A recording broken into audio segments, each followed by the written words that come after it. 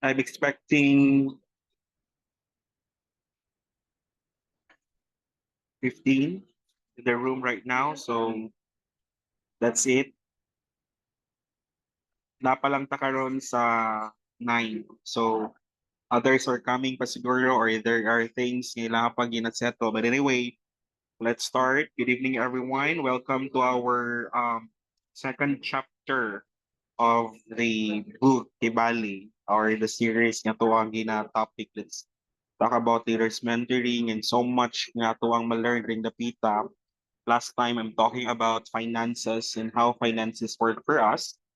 So right now we will discuss few of those things. No, we will review some insights that very important for us to understand. Kay kung dili nato jud ni siya masabtan, one of the core manggod nga natay problema is that our finances and one of the important part nga ma-align nato with natong finances is for the right seed, okay? A seed of perspective. Muna tong gisgutan last Sunday, we talk about the seed of right perspective, and right now we talk about more again about anong dapita and passing your seat belts. No, okay, we will go kanang muratanig kanang fast train nga kanang mo flow lang jud ta, no. So just open your heart, just open your mind, and just kanang kuan lang yun, kanang incline yourself with how the Holy Spirit works, not to, no, and how the Lord will guide us. So again, if you have your notes with you and more pagyan nga mga need mo nga ma-screenshot, ma-picturean or whatsoever, kaya nga para nga makuan jud nimo di ka malimot. And I'm hoping and praying for your others no nga pwede ra jud ninyo kwaon inyong book sa center. Others I already give it to others no ilahang mga libro and also for your other people nga nag-register basta kay wala lang ka sa gawas sa nasod. You can get your book again. No, pwede ra jud kaayo. Again, thank you everyone for joining and we will talk about four areas of giving. Okay, we will talk about four areas of giving and dili ni pwedeng buhaton nimo in just a month. I really suggest that you have to do it in the whole year, no, sa tibuok tuig. Make it sure na one of these areas kay imuhang ma-sudlan and ma-practice nato because it will really change the dynamics of your finances. It will change the dynamics of your disposition sa imuhang life. Again, as what I have said last Sunday, ingon ko, everything is about character. Even in giving and putting your seed in your finances, in your tithes, in your offering, and all those investments and all those things nga atong gabuhaton, it's all about character jud. Magdaog jud tang tanan sa batasan because if we are truly into a right area kung asa ta nag-invest, kung asa ta nag-cultivate financially without character, there will be a falling part din hang dapita no na falling part din hang dapita. So tonight passing your seatbelt again and we will talk about more of it no. So first thing first, para masabtan jud nato ayo, we will talk about tithes and how the tithes works for us. So covenant alignment jud na siya. So you can have your screenshots if possible, no? So the word there is the Hebrew word. Ako jud ning gitan-aw sa Hebrew so that we could really understand the point no of having it to ang life. The word tie comes from the Hebrew word maaser. So yung word na maaser, it means that the tenth part. So tithing is not just giving 10%, no, it is running what belongs to God. It also acknowledged that He is the source of all increase. So tithing is not just about giving, no. Most of the churches would say that tithe happens in the book of Malachi, but it was not really happen in the book of Malachi. Natay gitawag na the law of first mention. Yung the law of first mention, asa na mention first yung word na tithe. Kasi most of people, they think that yung tithe was mentioned in the book of Malachi. In fact, no, the truth ginhang napita kay wala na siya first na discuss sa Malachi. There was a first person nga naka-experience sa tithes. I don't know kung inyong naibawan, but again, in the book of Malachi, maning Book of Malachi, the last book of the Old Testament. No, bring the whole tithe into the storehouse, that there may be food in my house. Test me, and this says the Lord Almighty, and see if I will not throw open the floodgates of heaven and pour out so much blessing that there will be no room enough to store it. Now, kaning book of Malachi, it's a good verse. Yet it's also one of the verse na giingnan ka nga test me. Okay?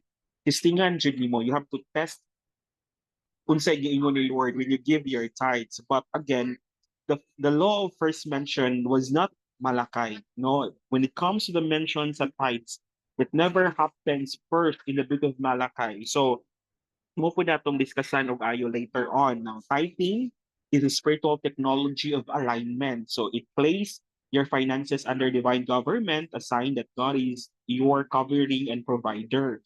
So when you tithe, you are saying, I do not live by the economy of men, but by the covenant of God. So we are tithing, mo kung mag-tithe sa magutang, it's not about giving your 10% lang. Though, yes, gahatag kasi mo 10% of your income.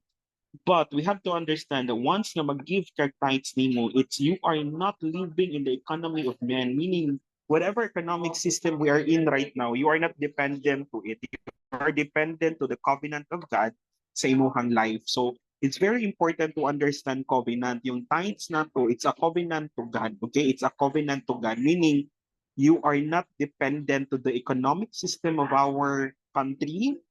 You are not dependent to the economic system of any country or any system, but you're dependent to the covenant that you have with God. So again, the two things triggers heaven's economy. Number one, that's covenant. Covenant means nga ang promise if we can kay Lord padulong sa atua.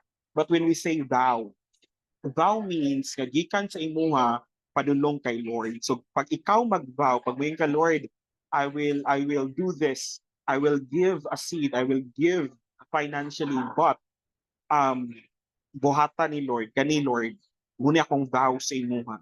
Okay? So meaning ikaw ang nag-create of promise and you are triggering heaven to move with you. Ang tawagan na vow. But when it is a covenant, it is come from God, padulong sa ato ano. Si Lord ang nag-promise, padulong sa imuha, ang tawagan na covenant.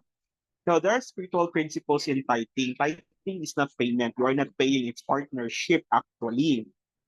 It opens a legal spiritual portal for provision, protection, and multiplication.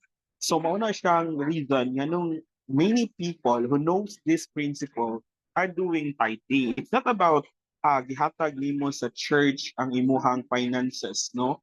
It's about honoring. It's honoring God. You are connecting to the anointing and to the purpose and plan of God on that certain ministry sa imuhang life. Now, one of the reason why I have to teach this because tithing so happened namagitay core sa tithing nga ato siya gibungkag ba, but we have to understand nga tithing is very critical. It's a very critical thing because it protects us and also it is a provision. It's portal for provision, protection, and multiplication.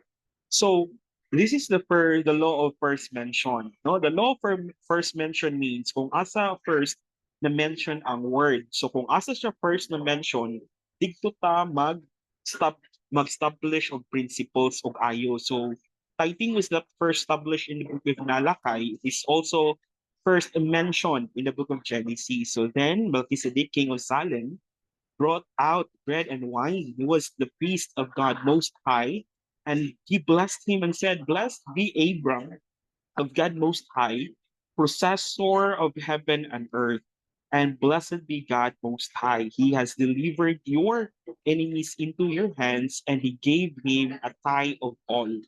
Now, mao ni ang principle sa tithing nga wala jud nato nasabtan pag-ayo. Kung asa dapit ka gi-cultivate, kung asa ka dapit i-cultivate og ayo spiritually, and asa dinha imong dimension sa imuhang growth, dadto jud ka mag-tithes. That's the principle nga kinahanglan natong ma-establish og ayo. Kasi we are putting everything into proper perspective, di ba?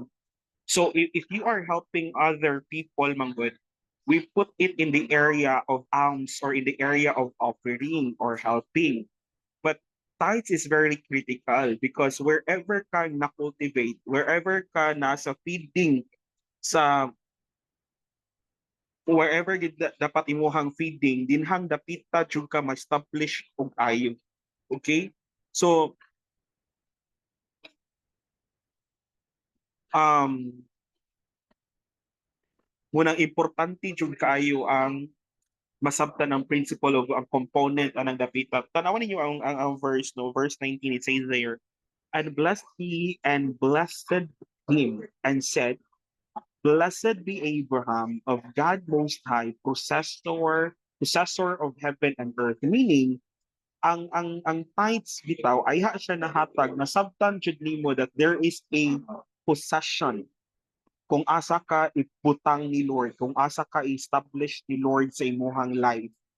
And ang nakanindot din niya because you are not just possessing earth, you are also a possessor of heaven.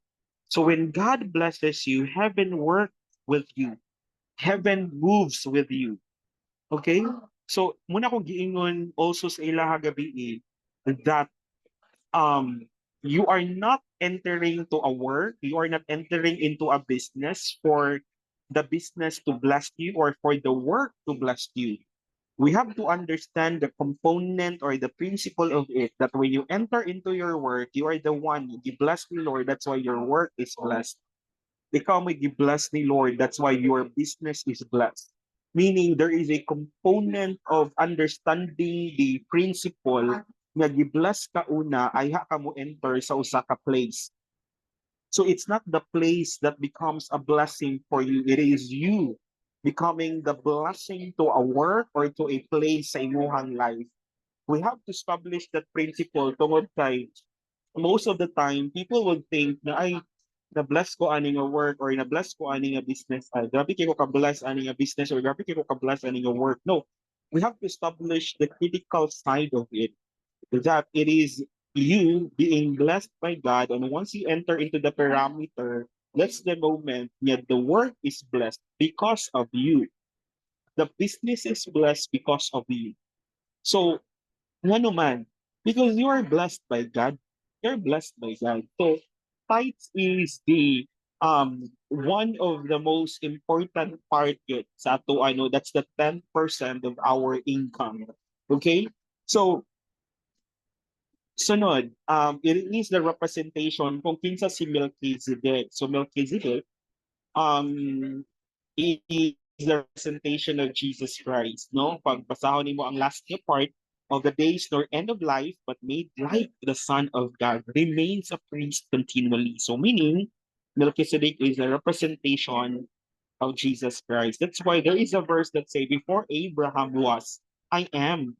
Nga naman, because Melchizedek is a representation of Jesus Christ. And that's the reason why nanong importante pud na ang ato jud na siyang masabtan. Okay? The law first mentioned ginadarang dapita, it is in the book of Genesis. Okay? So in Hebrew chapter 7 verse 9 to 10 it says here even Levi who received tithes paid their tithes through Abraham. So to speak, no, for he was still in the loins of his father when Melchizedek meet him. Now, say what pasabot ani, your tithes affect generation. Meaning, si Abraham raman to'y nag-tithes.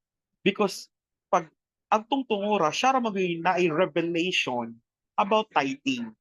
What do you mean by revelation? Revelation is divine unfolding. It is divine insight. So ato nga time, tithing is not under the law ni Moses. The under the law lang na ni Moses, it's because it was part of the revelation of God. So gibutang niya sa law, gibutang niya sa balaod, but tithing is actually under the grace of God, or tithing is by based on our faith in God. Okay? So dinhang dapitang, ano din even the Levites, no, even the tribe of Levi, which is dinhi nakuha ang mga priest. Okay? Dinhi nakuha ang mga priest. So even Levi who received tithes, paid tithes through Abraham. Di paid man sila tithes kay Abraham.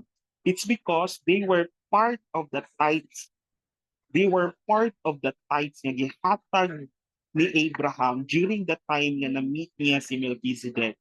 So it means that adto nga time nga nag-paid siya or naghatag siya sa iyahang tithes adto nga time, it affects generation.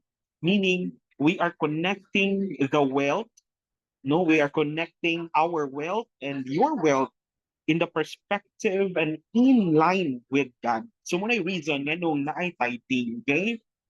So tithing is not about uy, paghatag na mo, uy, pag-tithes mo, pagkuan mo, ano, it's not about that. It is purely from the conviction of your heart. Kung mag-tithes ka, muna ako giingon last time nga sa uban, nga kung mag-tithes ka, nga wala kay character, wala kay batasan, it will affect, no, it will affect sa imuha. Pero pag dili po ka mag-tithes, it will also affect sa imuha kasi there's a pooling also eh. So, ang gina-cultivate right now is right character jud, no? Right character jud. Sakto jud nga pamatasan. Nga naman, because na kay right nga character man good, ini-give nimo, it will be cultivated and it will affect a generation nga dili sila maglisod. So, it's not about ikaw. It's not about imong trabaho. It's not just about imuhang business. No? It's about also a generation that is also bringing na you are bringing impact also to a generation sa imuha. Okay, so that's very important the perspective. So, tithing under grace is not about local obligation, it's about spiritual recognition. So, yung pag-tithes nimo, na-recognize nimo ba nga yes, mag-tithes ko because I recognize nga this is spiritual thing. Kasi pag namaging mahitabo manggod sa to ang life nga there are pooling in finances. There are pooling in finances because finances should be fed kumbaga. And finances is not just a medium of exchange, okay? It's a medium of exchange but wala lang na din ha sa medium of exchange. It is also impacting a seed, no? A generation, a seed of generation once nga maghatag ta sa to ang mga tithes. And it's not one nga kinahanglan jud ha. What I'm telling you is if you are convicted because you know that your finances is already moving ba so fast nga dili na nimo siya mabantayan or sometimes ang imuhang finances is moving so slow, there must be a conviction of recognition. You have to recognize that you have to do your tithing na. Okay? In a right perspective, yun, in the right perspective, with the right heart, with the right mindset, jud ta, when you give those things, no? So it says here, Christ is my Melchizedek, my source, my provider, my king, my priest. So when you give that one, when you give your tithes, you are recognizing that Christ is my Melchizedek, my source, my provider, my king, and my priest. So those are the reason why nga nung naagi tithing. So sa time ni Abraham, tithing is heaven acknowledge his faith. Okay? Heaven acknowledge his faith. His wealth was sanctified. His lineage was positioned for divine favor. So when Chai is in Revelation, you are speaking the same language of faith like Abraham, aligning your economic with economy with God's economy. So, mo ni siya ba? So, kaniting the tithes ta, we are pulling promises right now. Atong gina-pull na to ang promises nga gikan kay Abraham. So when the Bible tells us that ingon bitaw tong Genesis, no, if you would really read the book of Genesis, you would understand that ingon si God kay Abraham, what you see forward, northward, southward, eastward, westward, whatever you see, it is yours. Meaning, when you see it in your vision and you obey with it, when you are committed to it, ang mahitabuan ng dapita, you are aligning yourself to God's economy. So it is a language of Abraham. So tithing is a language of Abraham. It's not a language of Malakay lang. Kaya wala man siya nagsugod. Again, there's a law of first mention. So first mention, asa siya na mention first, and dito na to establish ang principle. And it never happens in the book of Malakay. It happens in the book of Genesis where Abraham established his tithes dito ang dapita. Usa pa yun na yung pinaka-nice din yung ano, while I'm studying this topic, I was so blessed when it says his wealth was sanctified. So meaning, once di ay nga ga-tithes ang usa ka tao or kita ga-tithes ta, gina-sanctify ni Lord ang finances nga naa sa atua.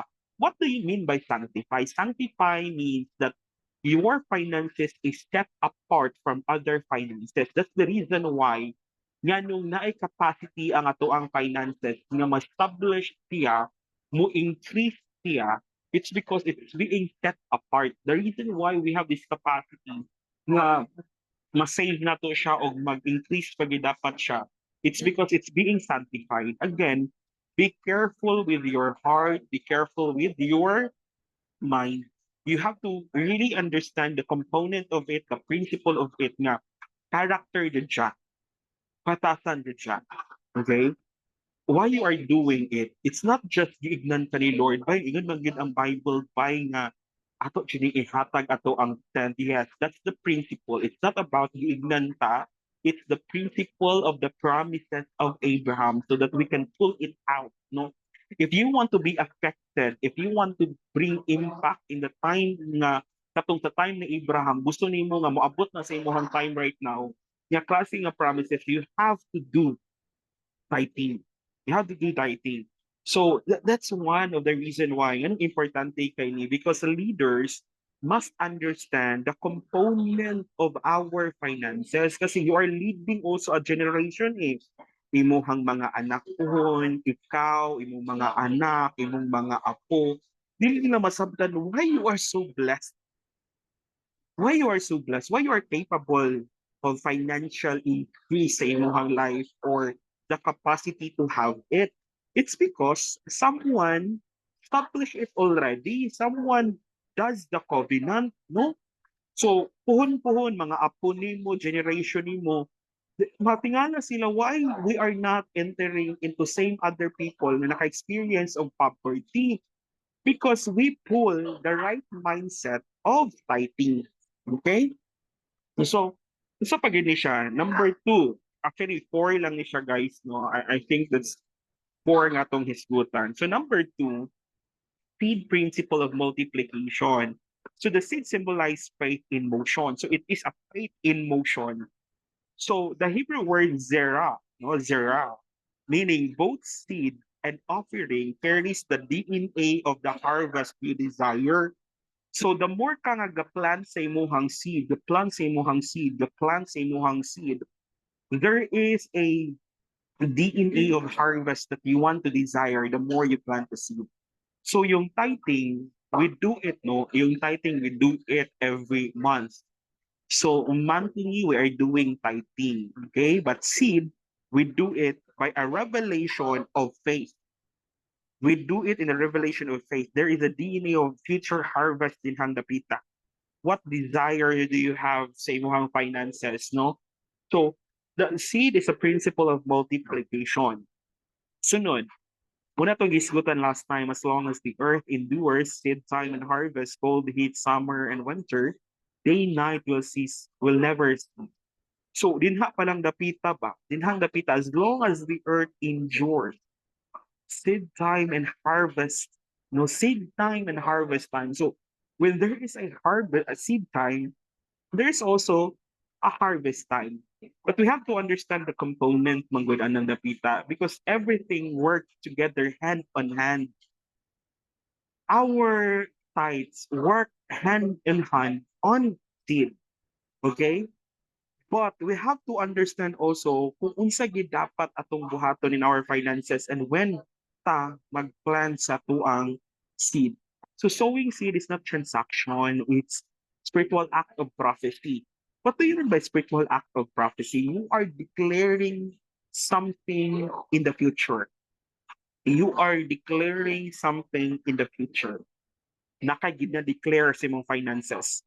When you give a seed, you are planting your expectation into God's soil. Mo ni siya. Ingon magud sila, when you give manggod, dili ka ga-expect. Pag dili manggod ka ga-expect in giving, you are insulting God's capacity to move you to your next level.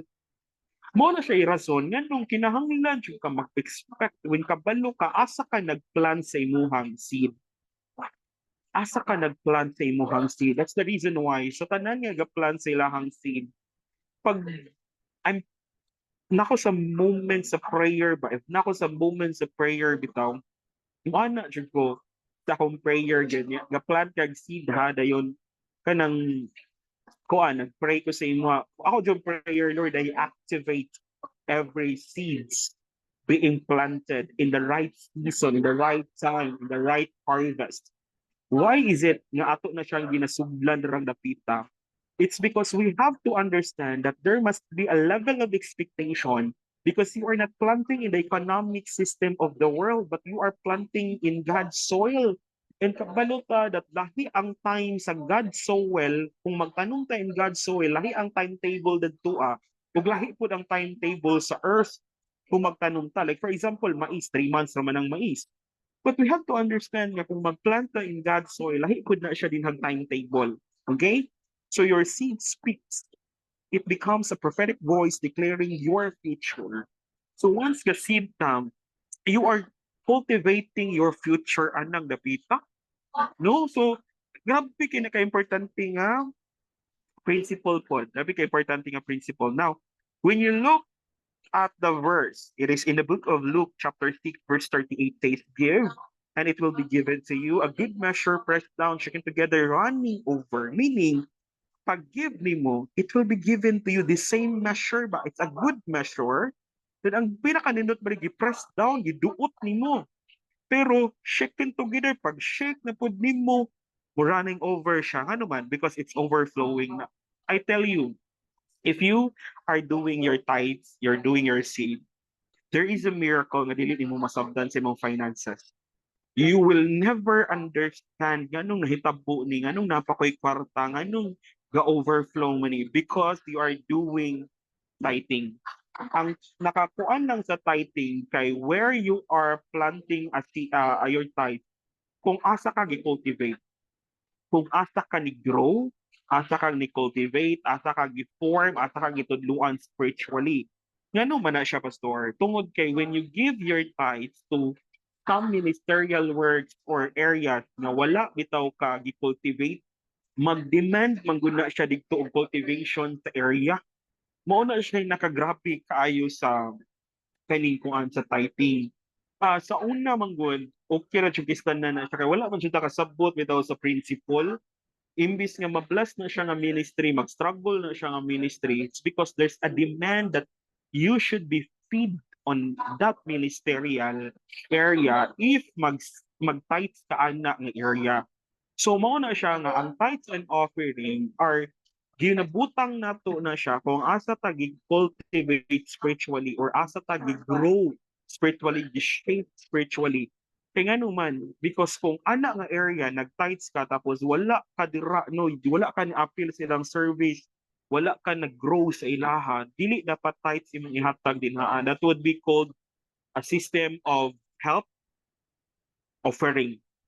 Kaya pag ma-address na imo nga tithing, there is a chaos gid mahitabo anang dapita gid as in it's proven and tested, maglisod jud na siya ayo nga church. Then the more ka ga-help kay feeling nimo hala galisod lagi nga church ni bay ato sa ning butangaan sa tuang tithes, sa tong tithes.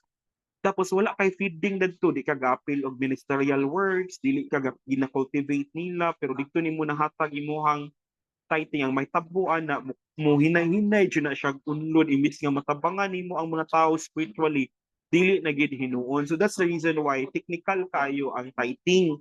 Sa offering jud dapat na siya nga linya actually. And again, sa seed, okay gyapon ng seed. Okay gyapon ng seed once nga naa kay something conviction nga mag-plant of seed ba and you are declaring something in the future bitaw nga example, sa man ni nga ga problema man ko sa akong work or sa akong business, murag something na ay ga pull sa ko down, ang create gid na siya og seed, no, para nga nay mo pull sa imuha in the future, nay mo pull sa imo in the future. So spiritual principles, every seed carries a harvest code, but only when it's sown in faith, love, and revelation. The soil, the place you give matters as much as the seed itself. So, kinanglan dyan na siya. Masabdan nimo what's going on this area. Is there a God moving in this specific area? Then you have to plant your seed. You have to plant everything that you need to plant in order to declare something in the future. So the soil, the place you give matters much as seed itself. Sunod, offering. Offering is a expression of worship and love. Okay, yung offering natin is expression of worship and love. Meaning, offering in Hebrew, menka, meaning a gift, tribute, or present to honor. It's an obligation, but an overflow of devotion. So, when we help other ministries, we do offering, Rajol. Nga naman, it's because if there's a conviction to offer something, it's a tribute, it's a gift. No, you are present to honor into that specific condition anang dapita. Para dili mag-mix ang atmosphere bitaw kay inani siya in every giving nato there must be a word of declaration. There must be a word of declaration to that. Kay naa man gud ta sa principle sa giving. Ayaw gid i-pull ang tanan nga um imuon nimo og declared ang tithes nga wala siya ni level sa 10% sa imuhang income when it comes to business or when it comes to work. Ayaw dyan na siya i-declare nga tithes. Nga naman, mukuan man na siya, mo drive na siya gamay ba, mo curve na siya gamay, ma-affected imuhang finances, i-pull ka na paubos tungod sa principle of declaration. Now, imo nang i-declare if tithes na siya declare gid ka na nga tithes all the benefits and the component of necessities anak nga name anak nga declaration munay mo bring sa imuha into the next level.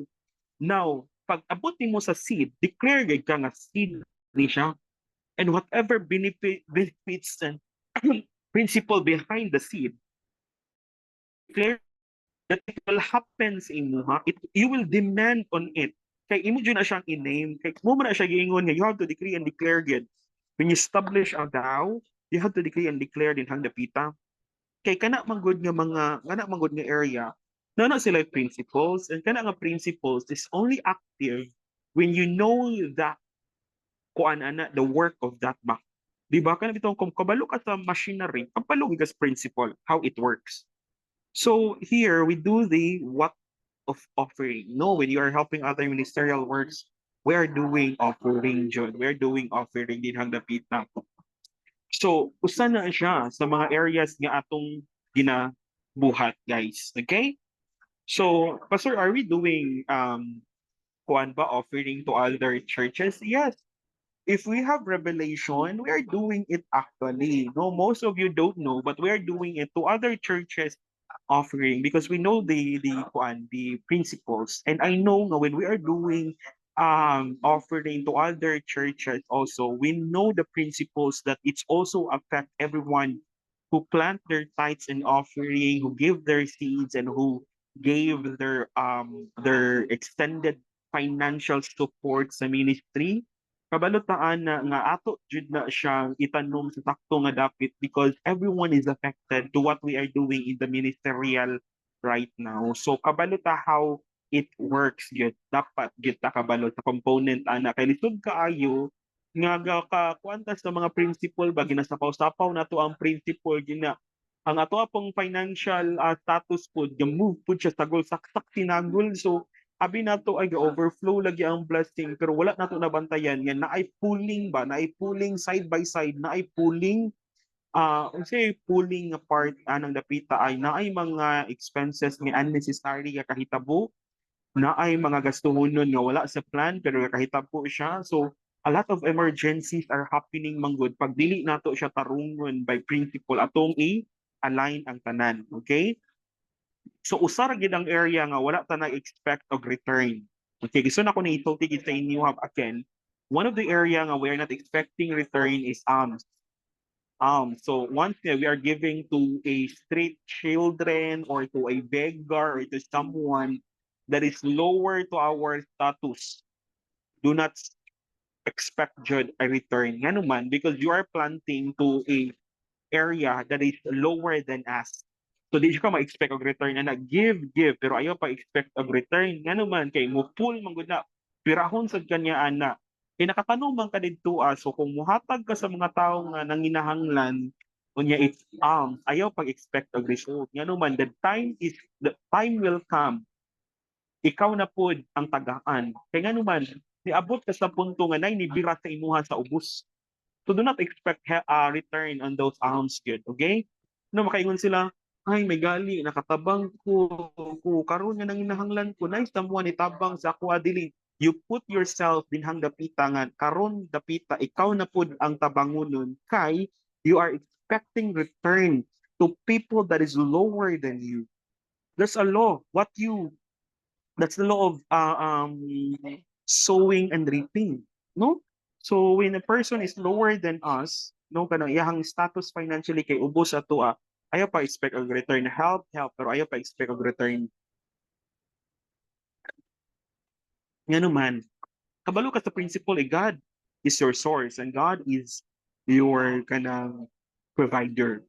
Okay, so okay, if you see it in your screen, di ba? Every man shall give as he is able according to the blessing of the Lord your God which he has given you. Meaning, ang giving man good, it's about sa unsay gihatag ni Lord nga capacity sa imuha. Okay? It's about unsay gihatag ni Lord nga capacity pod sa imuha. Muna yun ang offering sa offering.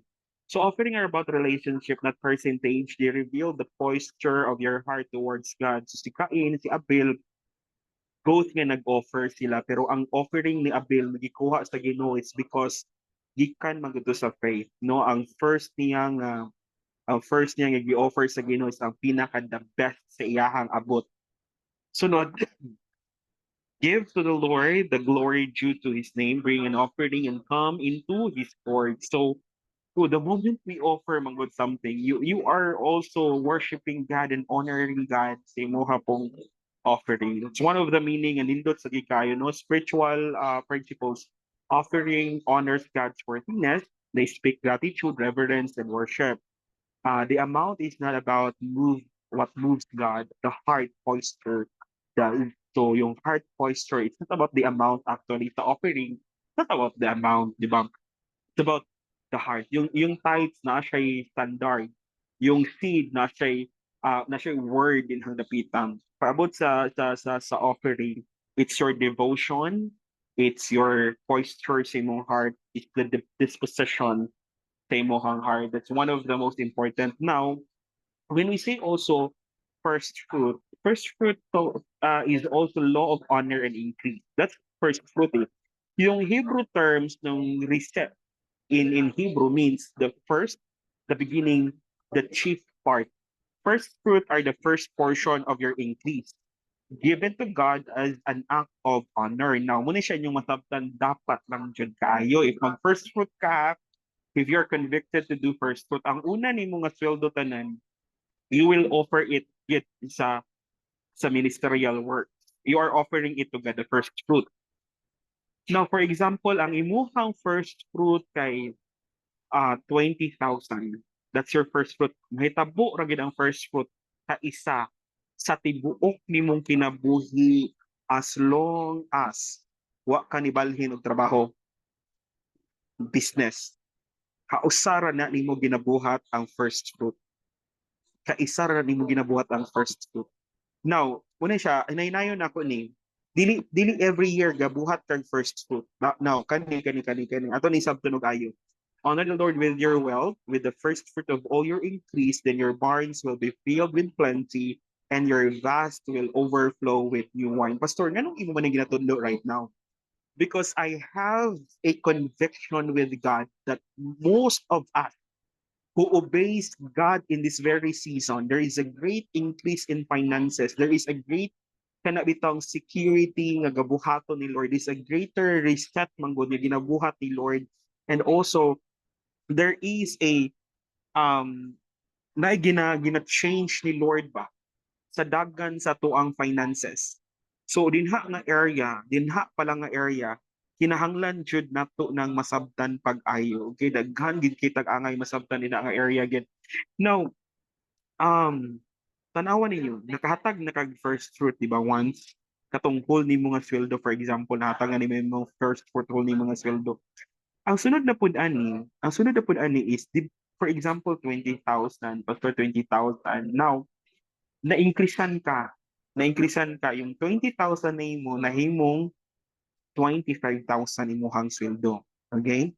Now, ang increase man ang giingon dinhi, human ako first fruit.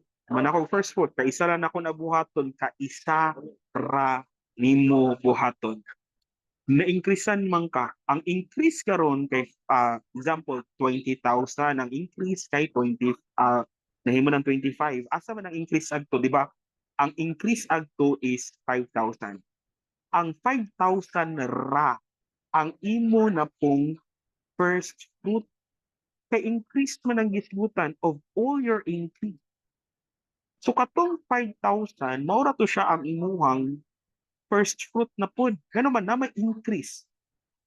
So ang imong baseline right now is 25,000. So kung dili ka mo go above 25,000, wala jud kay first fruit. Wala jud kay first fruit, guys. Tithes ra jud ka. Tithes ra jud ka, or na kay revelation sa seed, mag-seed ka. Pero never first fruit. Ayaw jud pag first fruit kay wala may increase. Diba? So ang baseline nimo 25, dayon karon kay na-promote na sad ka. So na pug kay increase, niabot na pug ka og 30,000. So ang imong buhaton, katong baseline mo nga 25, ni go beyond naman pug 25. So increase na pud to, ay para pug ka mag first fruit. Again, ayaw pag first fruit kung walay increase. Ayaw pag first fruit kung walay increase. Mo gina siya principle sa first fruit, guys. So ang first fruit na to, kaisa ra jud na nimo buhaton sa imuhang tibuok kinabuhi kung wala ka nag-change of work, ha. Kung wala ka nag-change of work, mao ra gyud po nimo imong work, then kausa ra gyud nimo buhaton sa tibuok nimong kinabuhi. Sa increase na dayon ka, if ever there is an increase sa imuha, ay ha na dayon ka mag first fruit. And for those who are into business, taas atong istoryahon nun anong napita kay dahil tayo mga principles kaya kinahanglan po nato masabtan. Okay, so I suggest if you are very concerned and if you want to learn about sorry naman ko business, and man ako ang first fruit ani, then we will talk another session for that yet. Okay, lahi po na siya nga dagan. Lahi po na siya nga dagan. Pero parihara, pero nalantay mga technicalities nga itong ginabuhat din hang napita. Okay, first fruit is not just the first money, it's the first honor. First nimo gi-honor si God. It sanctifies the rest. Okay, it sanctifies the rest. When you give first, you declare that God is first in your life and that all increase belongs to Him. So kung mag-first fruit ka, all increase belongs to Him. Nag-recognize ka, you first honor the Lord, anang dapita. Okay, these are the spiritual principle also. First fruit carries the power of consecration. It sets the rest apart from blessing. And also, what you give first determines what governs the rest. So kung unsay mong gihatag first, no? Unsay mong gihatag first, most of them mag-determine sa nag-govern sa imuha financially. Okay? Okay. So, ana, so we will talk more pamanggod aning dapita, Ginoo ko Lord. So again, you can take picture about this whole presentation about aning dapita, Ginoo ko Lord. If you allow me, guys, we will finish 8:30 and 9:30 if possible, no? So muna siya. Tanan na pag-discussan ganina that Maser, that Zera, that Menka, that's Risha, no? So muna siya tong gihisgutan. And you know what? You do this within a year. You do this within a year. But kanima kong tithing, we do this a month. Yung seed, by the revelation of your heart, di ba? Yung offering every Sunday, if wala na ka, humana ka sa imong tithes, humana ka sa imong seed, so kung humana ka dinatanan, then you do the offering. And also, first fruit, the first fruit, kaisa na ito na ginabuhat, and if there is an increase, ay ha na punta mag first fruit actually. So, that's honoring. That's honoring. So every finances declare something unto us. Every finances no align us back to God here mismo. So it's very important to truly understand those components, those principles, those insights para kabaligid ta kanus a unsa. Okay? So destiny is a state of inner disposition. If you have your um soft copies with you, ayaw na lang isa i-open yung soft copies kay kabaluman ko nga isod guys tanan makabriha tag soft copies no. So anyway, we will talk about this one. Ato ning dali-dali no. So destiny is intricately linked to your decisions.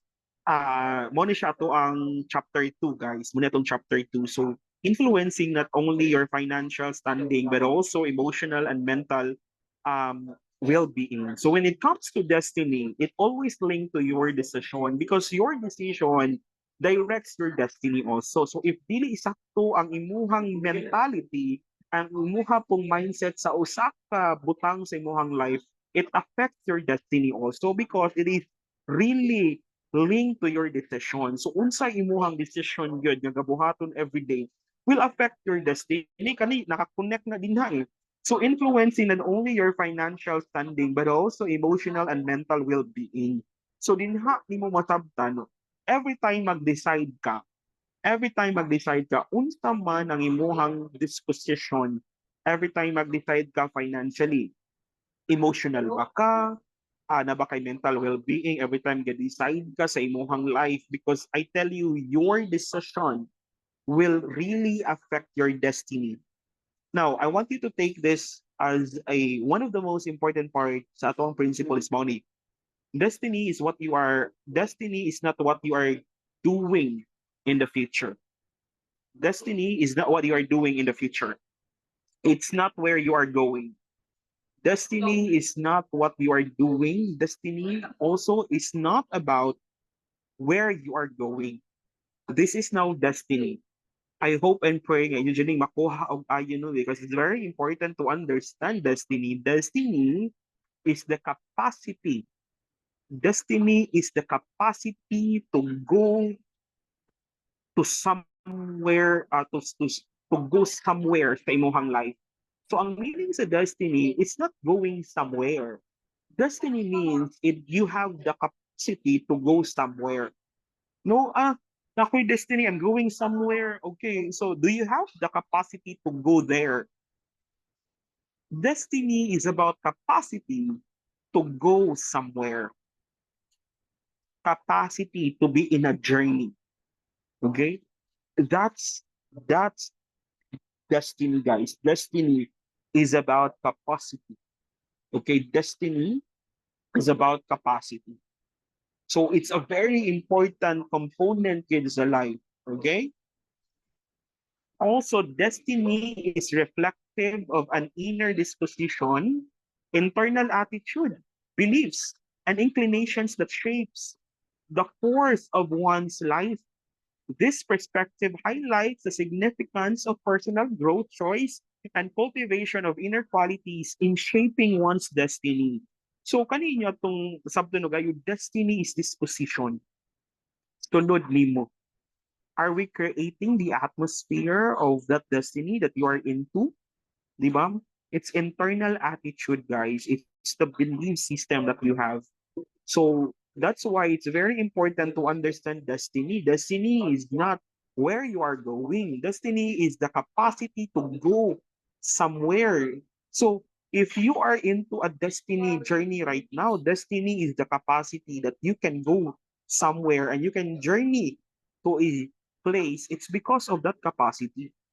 It started with you. It's a disposition, it's eternal attitude, it's the belief, it's the inclination that shapes course of one's life. So that's the reason it's important to understand, no? Kung sa pagidi siya, in Deuteronomy 30:15 says, For I commanded you today to love the Lord your God, to walk in obedience to him, and to keep his commands, decrees, and laws, then you will live and increase. And the Lord your God will bless you in the land you are entering to possess. Muna magingon sa inyo ganin nga once nga makasabot jud ka that you are into a destiny map, Your work will not bless you. You bless your work. You bless your work. The reason why your work is so blessed is because you are being blessed by God. The reason why you are blessed in your businesses because you are blessed by God. It's not the business that blesses us. It is you who understood that you are blessed, di ba? Okay? Ano man, Pastor? Tungod kay, it's about capacity, guys. Tanawagan na ha. For I command you today to love the Lord your God. That's capacity. Do you have the capacity to love the Lord your God? No, this is a statement of capacity. To walk in obedience to Him and to keep His commands, decrees, and laws, then you will live in peace, and the Lord your God will bless you in the land you are entering to possess. Di ba? Tanawa na no? God will bless you in the land you are entering to possess. Meaning you are blessed already. Pag sunod ni mo, by blessed na ng land tungod ni mo. Tungod nimo. So there must be a recalibrating of mindset. There must be a renewing of the mind. We have to change our mindset because our mindset affects decisions. And when our mindset affects our decisions, then our destiny will wave according to how we decide based on our mindset also. That's very important part yun sa tuag yung lesson this evening, guys. Mo gini siya. Importante nga ato jud ning masabtan pag-ayo because there is a destiny nga atong ginasudlan. Okay, there is a destiny nga atong ginasudlan. Sunod, obedience is a seed of divine favor in alignment with God's purpose. When individuals choose to obey divine principles and align their actions with God's guidance, it is like planting a seed that has the potential to grow into a life blessed with God's favor, grace, and a deeper connection to the intended purpose for which they were created. So one of the reasons why ato ning masabtan is obedience. Now, kung saan ang obedience? Obedience is, sige, musunod ko, bisag wala ko kasabot, musunod ko. Okay, kay, army, in the army, they will say nga, obey first before complain. I would like to suggest to everyone, God is not an army, ha? So, it's not about obey first before you complain. Okay, now, what is obedience? Tanawa ko ninyo ang balik ang verse. It says here, to walk in obedience to Him.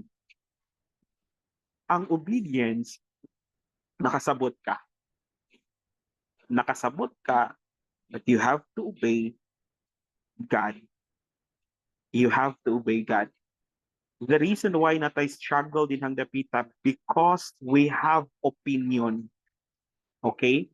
Daghan kaayo tag opinion to the point that we are not aligning our principles to God. Magbuot ta usahay, daghan kitag opinion ay sa kadaghan sa tong opinion, di na ta ka-obey. Kay galibog naman ta kung obey ba ta dili, kay naman kay opinion nimo.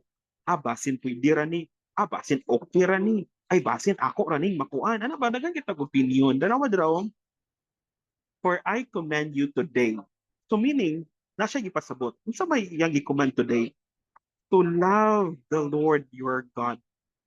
Meaning, lahi ng giignan ka nga God loves us first.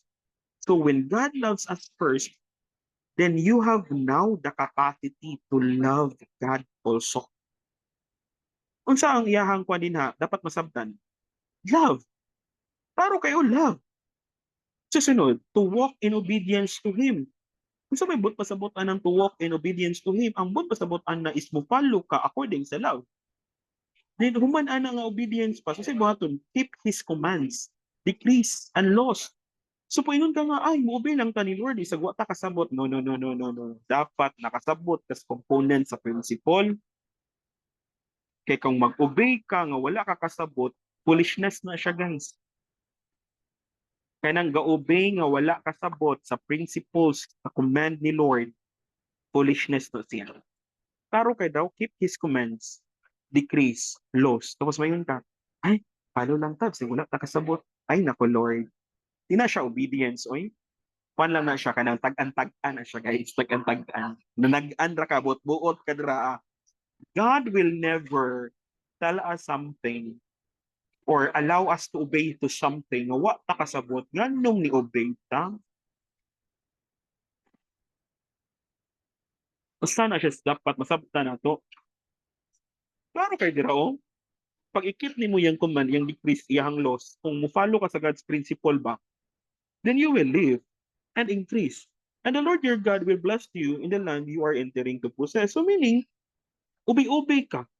Ubay lang ta ka, i-bless ta ni Lord. Unsa i-bless ka ni Lord, kani ubay lang ka. Dili, uy, talawa, no? Klaro kaya na, keep His commands, decrees, and laws. So, tanaw ni mo, sa may command ni Lord, sa may decrees ni Lord, sa may laws ni Lord, amaw day ni, so mo follow ko ani para mo live ko, mo increase ko, and the Lord your God will bless you in the land you are entering to possess.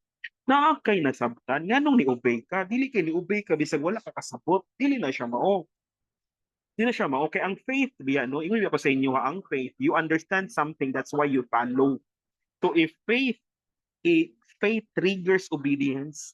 Faith triggers obedience gyud, no? Kinama kay nasabtan, follow sa imuhang ko ana. Pastor, kinahanglan ba ko mo follow niya? Kuan man ko emotional man ko ayaw pag depend sa imong emotion.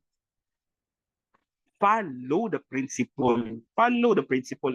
When the principle will tell us to do this, then do it. Just do it. Kay kasabot man ka nga mao ni ang principle sa example atong gidiskussan ganina about sa finances. When it comes to God, that's the principle of God. When it comes to finances, pag nasabtan na nimo, ayaw pag-create og imong opinion. Kay wala na buhi ang Ginoo sa atong opinion. Diba? Wala na buhi si Lord sa atong opinion. We are breathing in God's command. We are breathing in God's grace. And this is God's blessing and favor sa to ang life. So kung unsay giingon ni Lord, mao jud na siya. Ayaw pag-give og opinion dinang dapita kay mahimo man na nimong optional. Ma-optional man na siya. Unya matingala ka, log, give lagi ko, ga-help lagi ko, ga-seed lagi ko, ga-tithes lagi ko, tapos wala lagi ko na bless tungod na sa gatagaan nimong option tanan. Unsay gi-command, unsay gi-decrease, unsay giingon, mao ra na siya. Mao ra gyud na siya. Ayaw na daghan basilikuan. No, no, no. Sunod, obedience, obedience in a context. Is this as a foundation element that contributes to the flourishing of one's spiritual journey? So, and the realization of their divine destiny. So that's obedience. Obedience is commitment. Klaro kay na dira sa inyong screen siguro. Okay, klaro kay na sa inyong screen guys. Obedience is commitment. Okay? Commitment is a state of being dedicated, obligated, or bound by an agreement or promise to a particular course of action, beliefs, and relationship. It involves a sense of responsibility, persistence, and loyalty towards fulfilling one's commitments. Commitments can manifest in various aspects of life, including relationships, work, goals, and values. Now, mo ni siyang obedience, guys. Nakasapot bang ka nga, you have to obey the Lord. You have to obey the commands. You have to obey the instruction. Okay? So, be committed to it. Committed to it. Do not waver, good. Do not wave it, good. Do not bend the law. Okay? Kaya ka nga, bend the law. Oh, mabend sa tana ni Lord. Pag bend the law ka, mabend sa ta. So, na Lord, ganaon sa man ni Lord, nag-bend bang kadalonak, so mabend sa tiyang apil. Okay? So, ayaw, kaya kung sa ingon ba, what's the decree, the instruction? Just follow. Just follow. Understand the instruction. Ay, mo din ni, okay. Dapat tay ko, mo din akong dapat buhaton. Diha ko dapat kulang. Ay, mo din dapat akong i-adjust. Obedience. Obedience is commitment. So, how dedicated you are to your commitment and covenant you have built with God. Kanang imuhang covenant nimo, kanang imuhang vow. Unsa makaka-commitment ana no? Ako nang giingon the time gahapon sa mong session. Ano ko, if your dream does not demands life, if you are not willing to die for your dream, there's something wrong with that dream. There's something wrong with that dream. if you are not willing and committed to offer your strength to that dream, be willing to die for that dream, ay kay nako. Kana nga dream, wala jud na siya nagdawa, jud na pulos nga dream, wa jud kakasabot sa imong dream. Di mo ka willing to sacrifice, di mo ka willing to die for that dream. If your dream is very valuable, if your dream is meaningful, if your dream is kana bitong purposeful, then you are willing to give everything. You are willing to offer your life just to fulfill it. Inana ka power ang commitment. No, commitment, obedience is commitment. Nana siya ka powerful, guys. So, as long as your commitment is transformed into dedication, you will persist in walking and being led with obedience in God's presence. So, meaning di ay, kanina yung kuan di, committed kay ka ba? Pa-transform na into dedication, ano, dedicated man kay ka, ano, willing man kay ka, because that commitment transform into dedication. Okay, that's obedience is commitment, guys. Obedience is commitment. Obedience is commitment, our ability to be consistent in life. And in the principles of God is rooted in the commitment we build to the promises of God. Asa ka nag-build sa imuhang commitment? God's promises. Asa man ka nag-build sa imong finances? God's principles, God's promises. So, diri palang daan, be willing to obey God. Nga naman, because you are building your commitment in God's promises.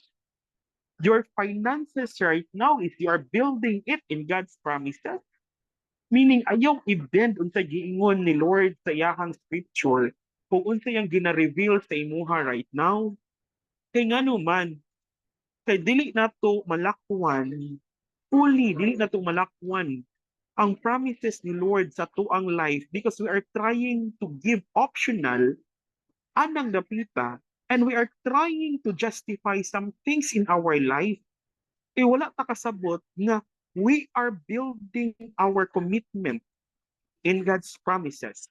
We are building our finances in the scriptural way, in the promises of God. When we are committed to the plans of God, we fully assured ourselves truly the level of commitment we have in the process of walking upon it. The degree of my commitment is proportional to the degree of my impact on destiny.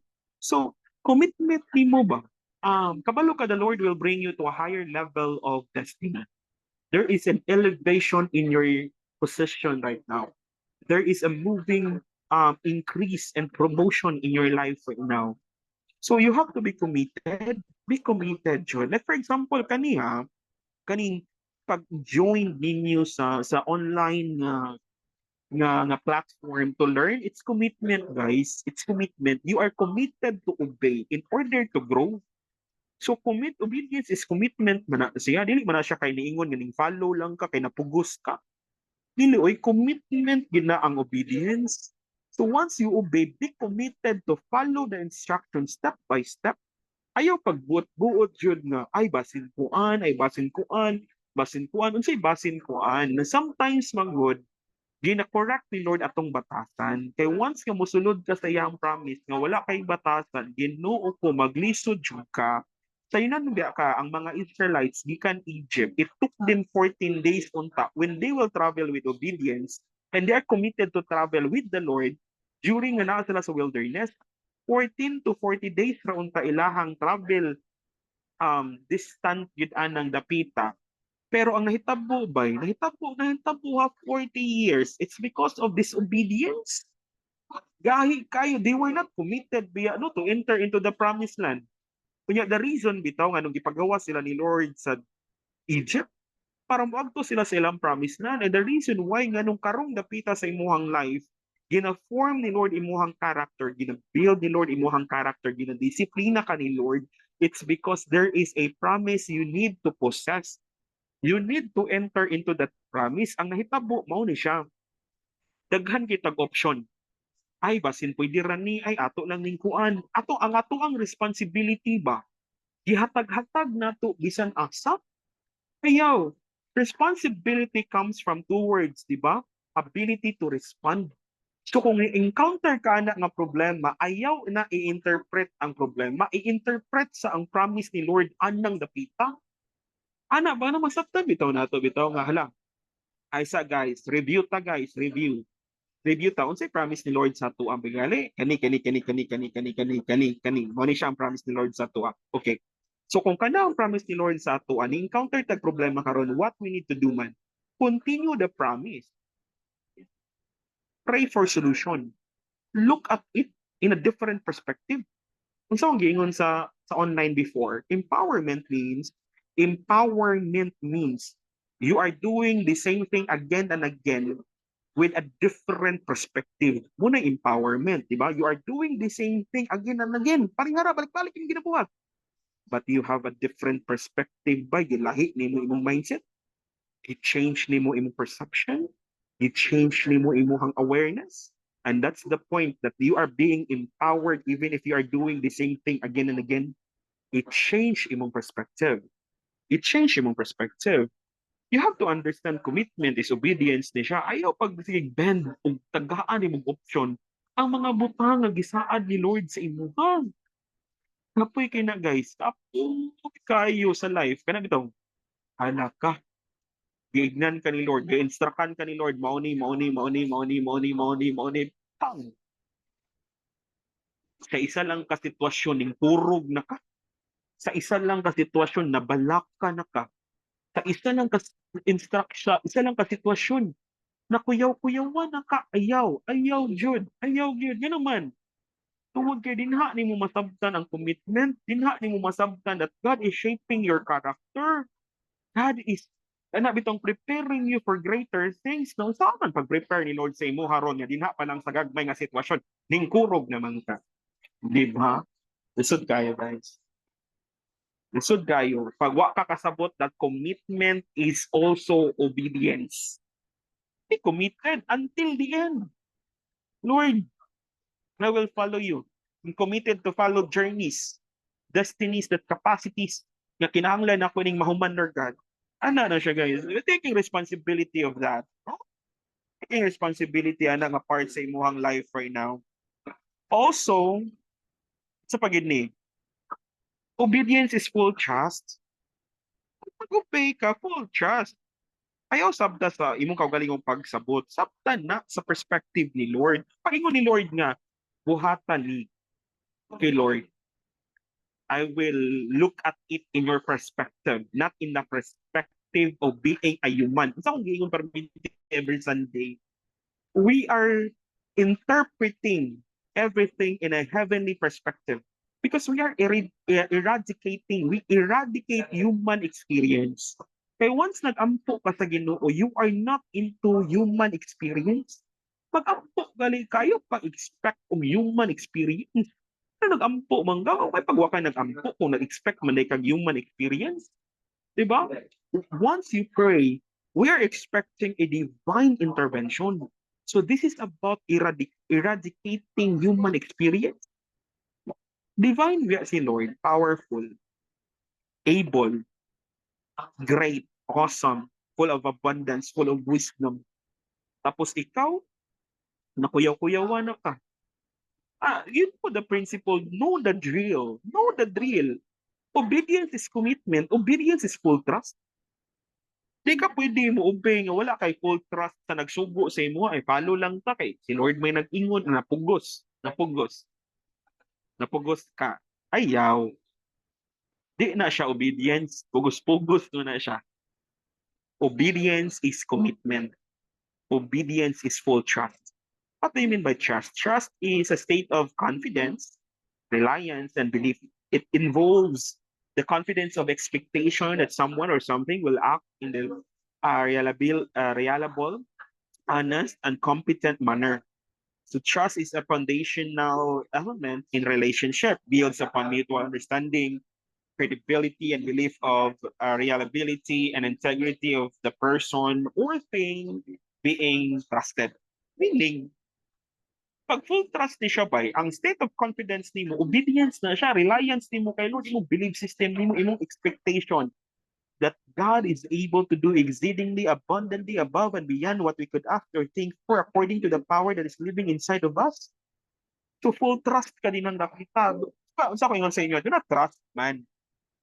Trust God for a man. Do not trust your wife. Do not trust your husband. Do not trust your children. Trust God for your husband. Trust God for your wife. Do not trust your children. Uy, mabuak ka na. Mabuak ka na. Trust God for your children. Pakakasabot sa imong anak. Trust God for her. Trust God for him. Pakakasabutan na nga tao, trust God for that person. Ayaw pagpakaginuod ng gapita. Kasi yung full trust, guys, obedience na siya. Full trust is obedience. Lord, I trust you, ano nga bata. What you will guide me to do, then I will do it, but I trust it to you, Lord. I trust you for this. Ano ba? Kanang ayaw pagbuhat o laing drill. Know the drill.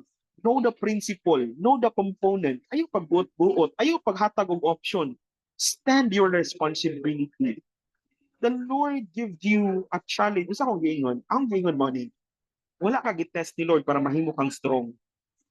Wala ka gitest ni Lord para mahimo kang strong. Mingon din ang uban, bay, gitest ko ni Lord, bay, para mahimo kong strong. No. No, wala. Di na maubot, buot. Di na siya mao. Kita rin nagbuhat-buhat. Ano, ayaw pag o tagay option ng ginoo. Ayaw. Gitest ka ni Lord tungod kay you are strong. Gitest ka ni Lord tungod you are strong. Example, ano man gid ni mag-gym ta ba? Ni mag-gym ta ba? Pag gym ni mo arsa ka bugat, ngano man na? Kay kabalo ka.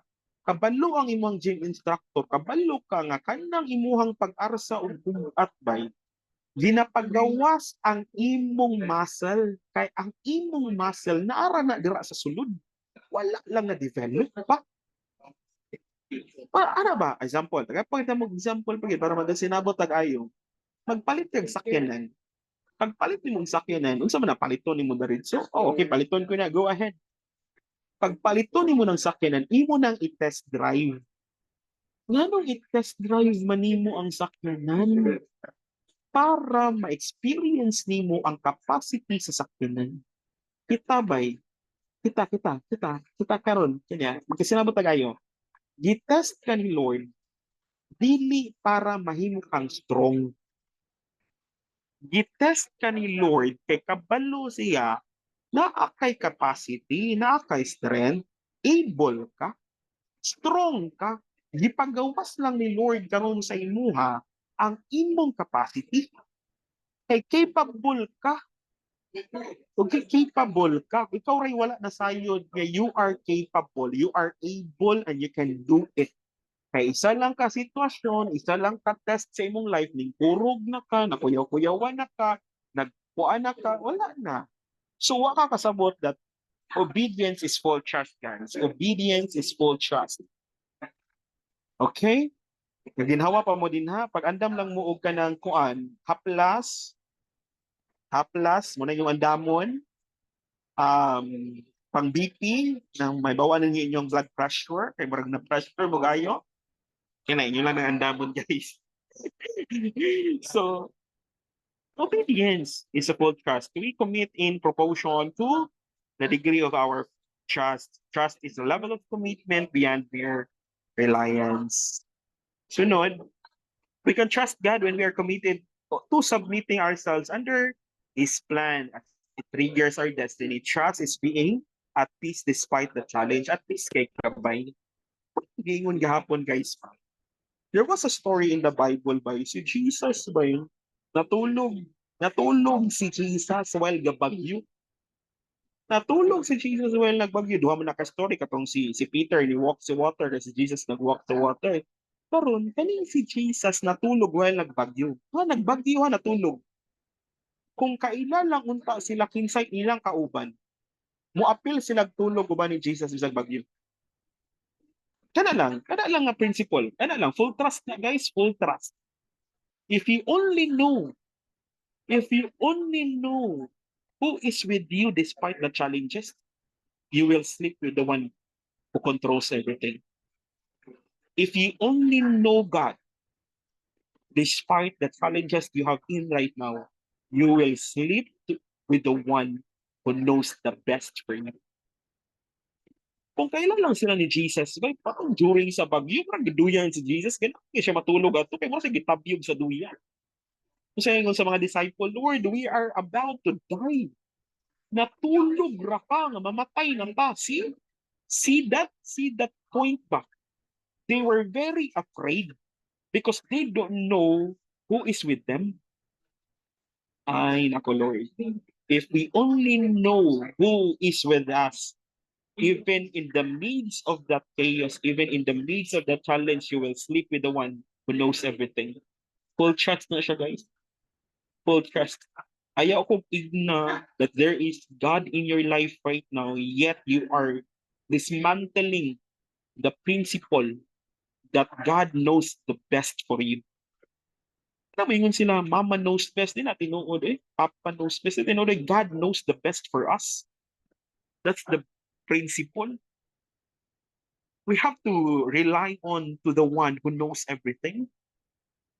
So much of our options, surrender to God, guys. Surrender to God. Obey the principle. Now, sa nabay oras, lang nga ni tiwason, katulgo na mo, napaday, napay mga pila ka minutes. Obedience and vision, divine partnership. No, divine partnership na siya. Vision is revelation, obedience is activation. Now, without obedience, vision is like a seed that never gets planted. Now, muna kong gigon sa inyo ha ba, dili ta pwede ambisyon. Ang ambition man gid, I will do everything just to be in the position. That's ambition. I will do everything. Mangilad ko, mangaway ko, mangdaot ko, mangbakbite ko, manglibak kog tao, magpasipsip ko, nga naman. Because na ako'y ambition. So ambition is not really aligned to God. Ang atuwa there is vision. What do you mean by vision? Vision is, I will do what I need to do, aligned to my purpose. I will do it. Wala ko'y labot nimo, ako'y labot sa imuha, buhatang imuha, buhaton ako dili ka magpinatyanay. Okay, mo na vision. Lahi sa ambition. Kanang mga ambitious kay nga tao, buhaton nila even manginad, mambakak, whatsoever para moabot sa posisyon. Guys, pag naa kay vision, you don't have time for other people. Wa kay labot kung noon sa na sila din wa kay time. Nga naman, because you are fulfilling something in the future, na kay ginahuman, na kay ginabuhat, na kay ginatrabaho. So without obedience, vision is like seed na wala na tanom. So kung wala po kay vision, without vision, obedience becomes directless effort. Walay direction. Kinahanglan siya mag-uban, guys. Kinahanglan sila mag-uban. Sobra. Now, let's talk about 5 ra ni siya. Okay, 5 ra ni siya. Hopefully, before 9:30, we will end this one by God's grace. Tabang Lord. Because actually, nagkatunga na ta. And it's good thing nagkatunga na ta. So, vision gives direction. Okay, vision gives direction. Obedience gives movement. So, if you have vision, it gives direction.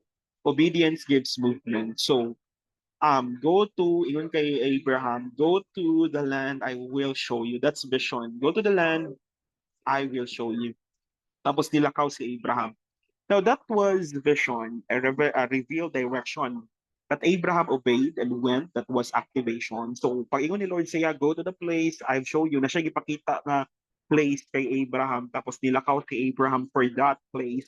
And that's the activation. That's obedience there. So vision gives direction. Obedience gets movement. So kung nakay vision and wala ka nag-move ana nga vision, stagnation ang tawag ana, no? So it's very important to understand niya kung sa imong vision, tiwasa jud na. Know the drill, guys. Know the drill anong dapit again. The moment Abraham obeyed, the vision becomes alive. If you never move, what God showed you remains potential, not destiny. So kung wala nimo giliho, kung sa gingon ni Lord sa imuha, kung sa ginapakita ni Lord sa imuha, potential ra na siya. Dili pa na siya destiny. Kay sa panahon nga imo na nang ginlihok, it becomes a destiny na dayon. Okay. Pagdali-dali ita kay nangalipong na mo. Sige, ako lang ning dalion, guys. Ako lang ning dalion ay mo kabalaka. Lipong-lipong kablo ko, lipong-lipong na mo. Tiwaso na to ni chapter 1. Chapter 2, sorry. Vision without execution is hallucination. You must take action. Obedience is the womb that births vision. So if you don't have execution in your vision, hallucination or no, do not tell me about your plan. Move with your plan. Do it. Do it. Give action to that.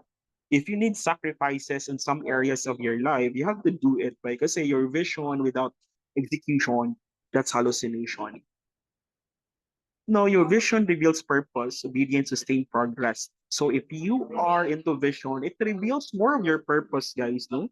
So obedience, sustained progress. So pag nag-obey ka, na ang progress sa imong obedience. So kung apa ka nag-obey, wala po na si progress din na lugar. Mo, kuan lugar ka, mangita, lugar ka progress nga, nag-obey. Wa man ka nag-obey na, Lord, ang sa man ni Lord God, nga wala mo lagi na itabo, Lord. Abid ba na ako, money. Dili, oy. Pag wala ka nag-obey, walay progress. Kaya ang progress, guys, naa sa obedience. Okay?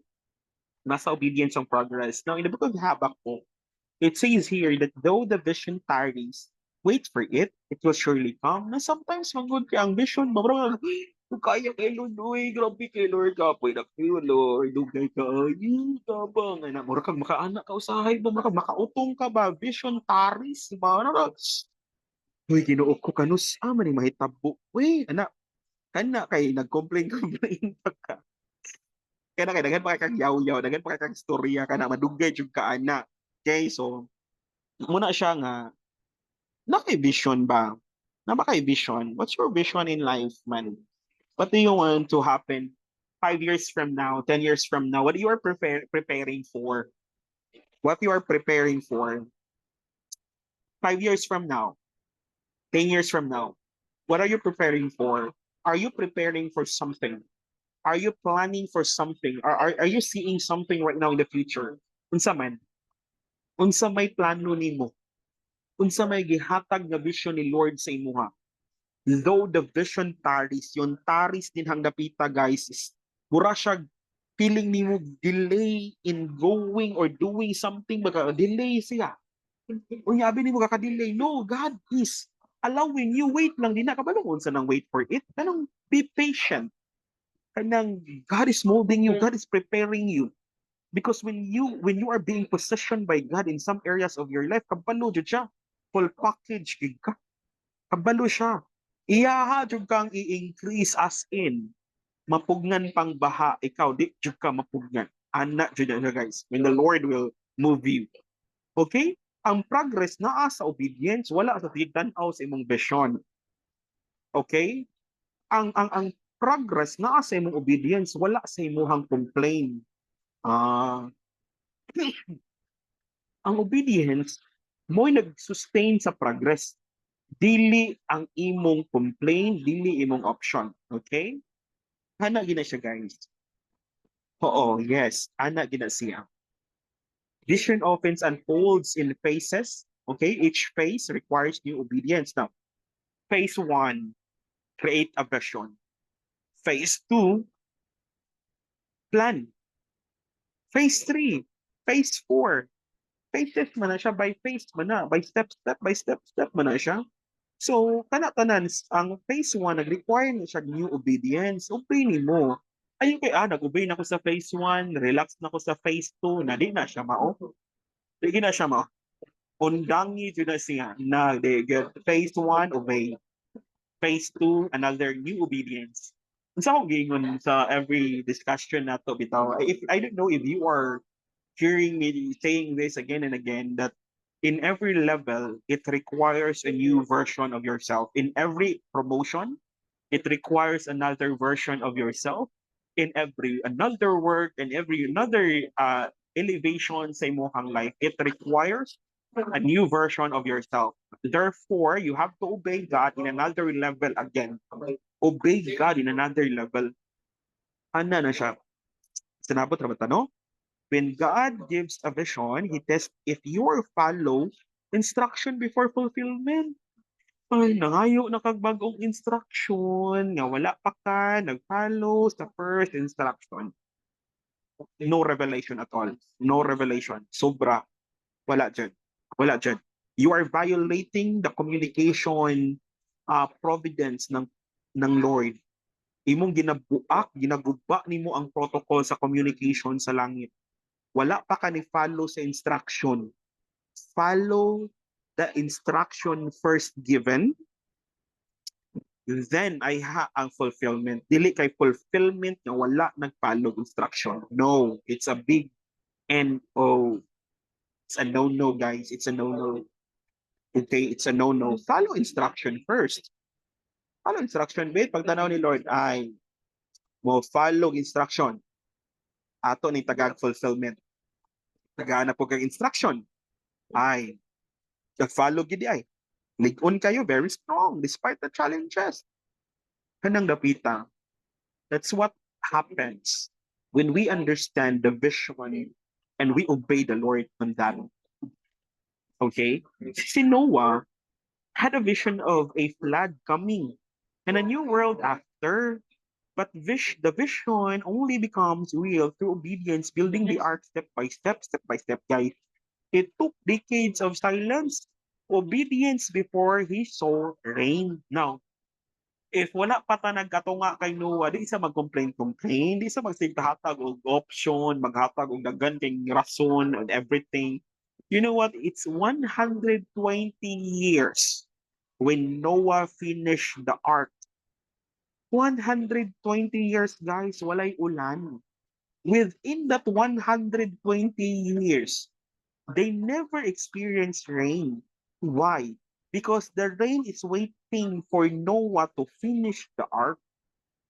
In 120 years, after 120 years, when Noah finished the ark, rain began to show itself. Wala pa tani abot og 120 years. Dagan na kay tag option, dagan na kay tag complain, dagan na tag yayaw-yaw, Ginoo ko step by step. Follow the instruction. Obey the Lord. Obey the Lord. Follow instruction. It took decades of silent obedience before he saw the rain, my God. Despite sa kalisod, despite sa BIBI, despite sa condemnation, despite sa ipangingon sa mga tao kay Noah, buang na ka Noah, wa na kasi mong saktong panghuna-una.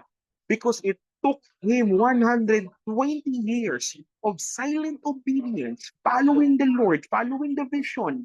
Kaya giingnan siya sa Ginoo, Noah built an ark. Guys, it took him 120 years just to experience the vision, the purpose, the will of God for him. Yet, in just few months, in just few years, we are complaining on some areas of our lives, but we are not willing to obey God so that we can fulfill the promises of God into our lives.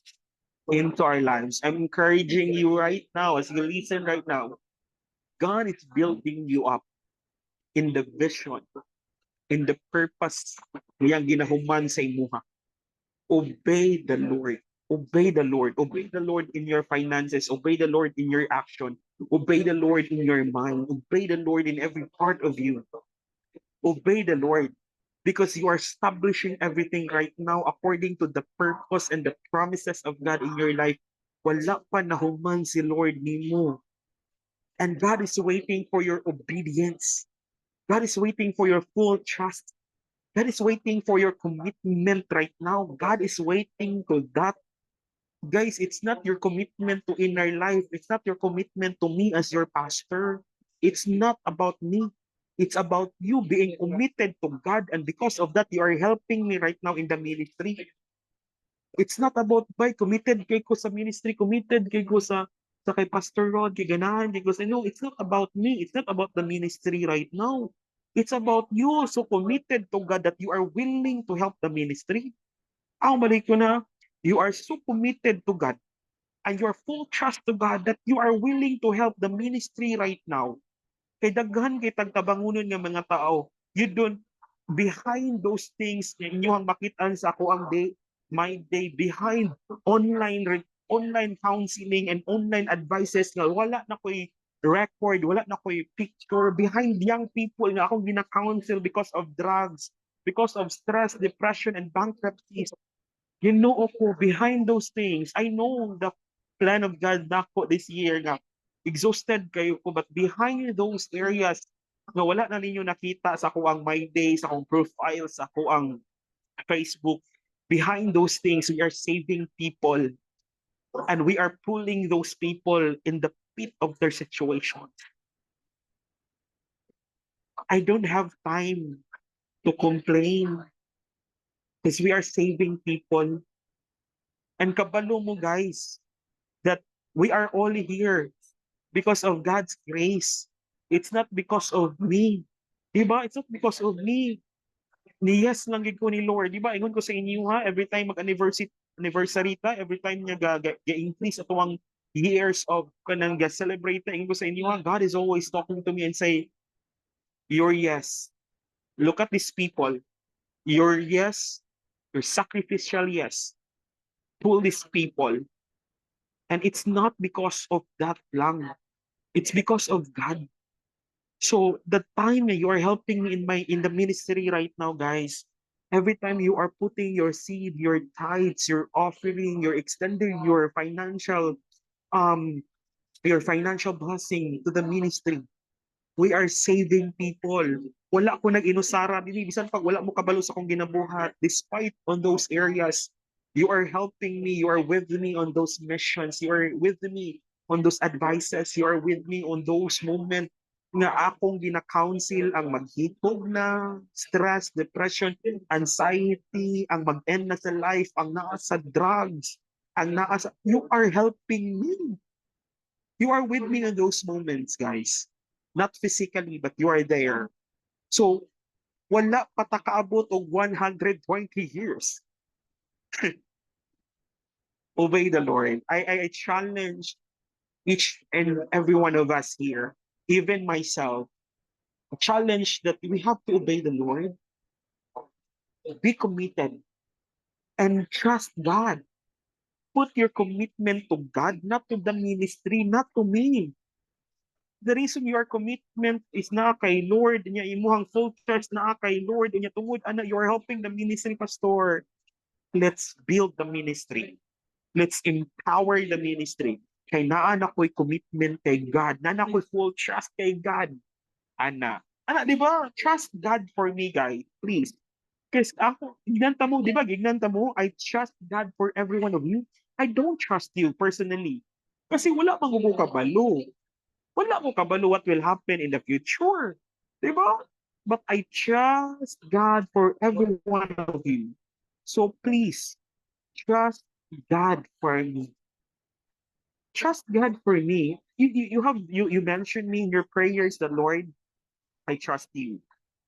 To Pastor Rod's life. I don't trust him. But I trust you, Lord, into his life. Ana, banga no magod na ni magod ni. Tungod kay um atong full trust na magud kay Lord wala sa tao. We are not so dependent sa tuang mindset bitaw. We're so dependent to God, every action, every steps, every move nato na kay Lord, wala sa tao jud, as in kung ako lang guys, wala jud quick kaya, as in you know every testimonies that we can hear from different person there is in your life, yet its glory and honor belongs to God because I trust God in every counseling, every connection, everything that I'm doing. I trust God for that thing. Okay? So what else? Happy to tamahuman. Here with me. Okay, happy to tamahuman. Okay? Obedience protects vision and corruption. So if you are into into a moment ba, pati mo ang obedience, why it protects vision? Obeying mo si Lord, it protects your vision, guys. As in, it protects your vision. When you obey the Lord, it protects vision. It protects vision. Unsa pa gyud? Ingay pa 1 Samuel 15:22. To obey is better than sacrifice. To heed is better than a fat of rams. Meaning, it's not about to sacrifices. Obedience is better than sacrifice. Kaya kani mong si King Saul, nagbutbot siya offer dito ang wala si Samuel. Di ba ito yung trabaho ni Saul, King Saul, ang mag-offer sa ram nga i-offer sa Ginoo. Dito trabaho ni si King Saul. Grabe karon kay nagbuot-buot man siya og offer dadto ang buot-buot ba. Diyo siya nahitabo siyang pagbuot-buot. Agay. Nasilutan na hinuon, natangtang na yun, nakurap man siya. So obedience protects vision and corruption. Okay? Pag obey nimo, it protects you from corruption. What else? Saul had a kingly vision, but lost it because he disobeyed the prophetic instruction. He performed religious act, but disobedience made the vision void. So mo ni siya, obey the Lord. Obey the Lord. I know nga God is using me as a mouthpiece bitaw that I'm guiding you right now for some decisions. I become your mentor, your consultant in some areas of your life, but I have to obey what I'm hearing from the Lord. I'm just obeying what I heard from God. So, muna siya dra, guys. To obey is better than sacrifice. Grabe na kayong sacrifice, grabe na kayong giving, grabe na kayong gibuhati. Lang ka, gahi kay ka. Ginoo ko Lord God, di ka kabalo mo obey. Walay nada.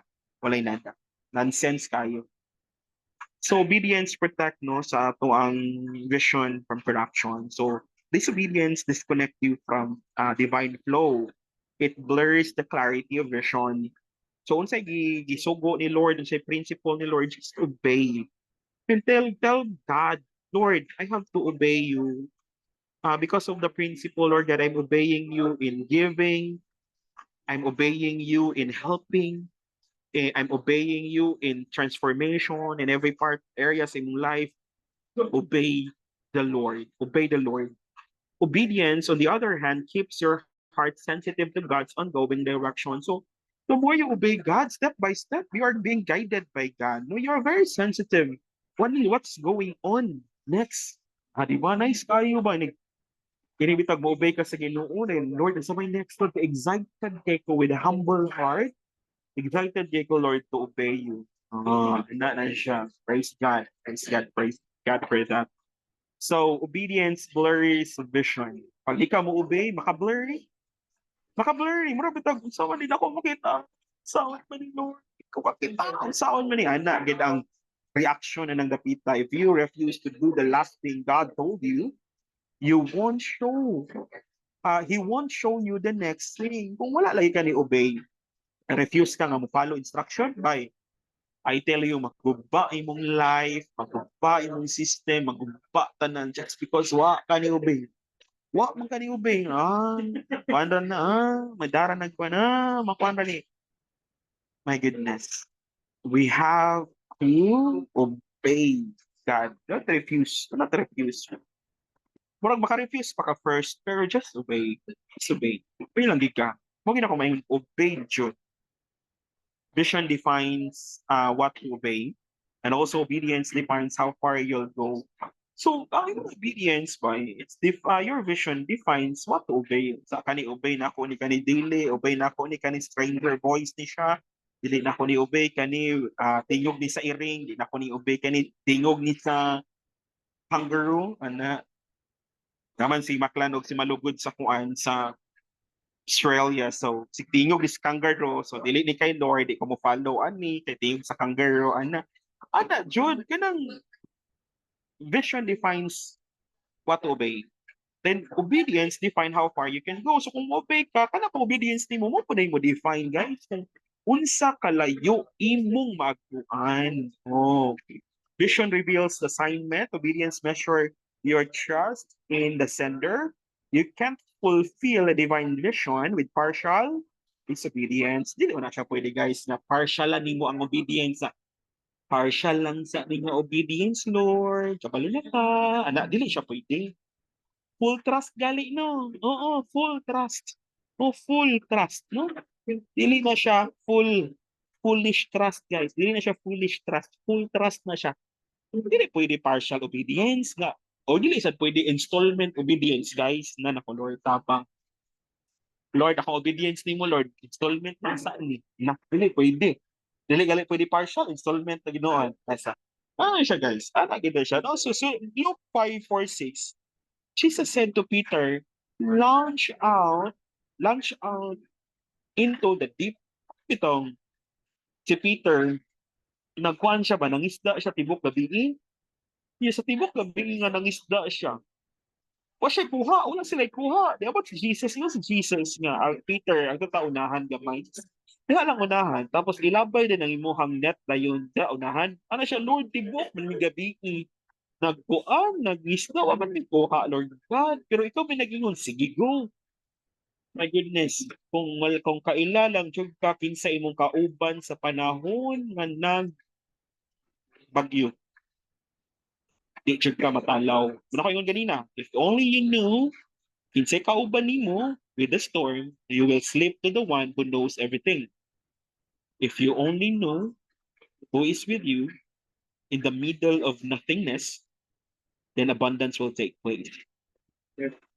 Abundance will take place. Ito na itabo, when Peter obeyed Jesus, there is abundance taking place. Na puno iyahang net, and to the point sa iyahang life na ngayo siyang tabang because dili kaya sa iyahang boat, dili kaya sa iyahang boat biton unsay iyang nakuha sa dagat. There were a moment in our life that we are asking other people for a help. We are asking other people for a help. Kay need di mo og help, kay wala kay kwarta, wala ka ani, wala ka ani. But I decree and declare tonight, I decree and declare that there will be a season and a time in your life, in this very season, that you will ask help other people. You are asking help to other people because the overflowing of blessing and the overflowing of God's abundance is overflowing over your life. There will be a season, mangayo kang tabang sa uban nga tao.